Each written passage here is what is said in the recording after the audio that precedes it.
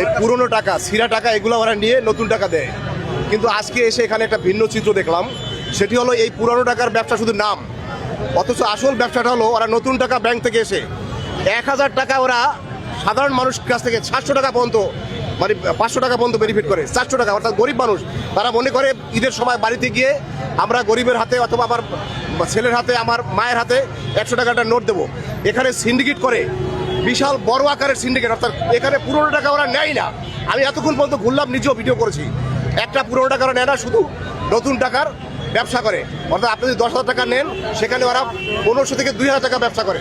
সুতরাং এই ব্যবসার সিন্ডিকেটটা আমি বাংলাদেশ ব্যাংকিং সেক্টরে যারা আছেন এবং অর্থ মন্ত্রণালয়ের সাথে জড়িত যারা আছেন, এই ব্যবসা থেকে যারা নতুন গভর্নর এসেছে, এই ব্যবসা যদি উল্টো না করেন, তাহলে সাধারণ মানুষ যারা খেটে খাওয়া দিনমজুর ঈদের সময় বাড়ি যায়, তাদের জন্য অনেক বড় রকমের ক্ষতি এটা। অর্থাৎ তারা যে মোটা অঙ্কের টাকা নিচ্ছে, মানুষ তো বুঝে না, নতুন টাকা দেখলেই নিতে যাচ্ছে।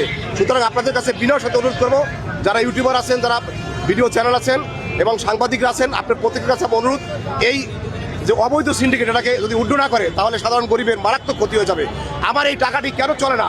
অর্থাৎ আমরা আগে দেখছি 10 টুকরা 12 টুকরা হলেও সেই টাকা গুলিস্তান চলতো, এখন কোনো টাকায় তারা নিচ্ছে না। আমি অনেক চেষ্টা করেছি, বলছে না এগুলো আমরা নেই না।